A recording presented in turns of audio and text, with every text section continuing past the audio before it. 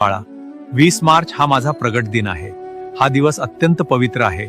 या दिवशी भक्ताने श्रद्धेने केलेली छोटीशी सेवा देखील व्यर्थ जात नाही. या दिवशी सकाळी स्नान करून आपल्या घराच्या मुख्य प्रवेशद्वारावर हळदीचे पाऊल काढा आणि आंब्याच्या पानांचे तोरण लावा. त्या क्षणी माझे पवित्र आगमन तुमच्या घरात होईल. सायंकाळी देवघरात गाईच्या तुपाचा दिवा लावा आणि शांत मनाने माझ्या मंत्राचा 108 वेळा जप करा. त्या जपामध्ये तुमच्या मनातील भावना आणि इच्छा मला मनापासून सांगा. शक्य असेल तर त्या दिवशी एखाद्या गरीबाला अन्नदान करा. सेवेमध्ये मोठेपणा नसतो, पण त्यामागची भावना मोठी असते. जिथे श्रद्धा, सेवा आणि नामस्मरण असते, तिथे अडथळे आपोआप दूर होतात. मन शांत ठेवा. आयुष्यात कितीही अडचणी आल्या तरी श्रद्धा आणि नामस्मरण सोडू नका.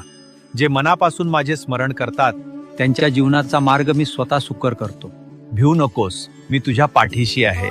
फक्त श्री स्वामी समर्थ नामाचा जप करत राहा आणि ही व्हिडिओ माझ्या भक्तापर्यंत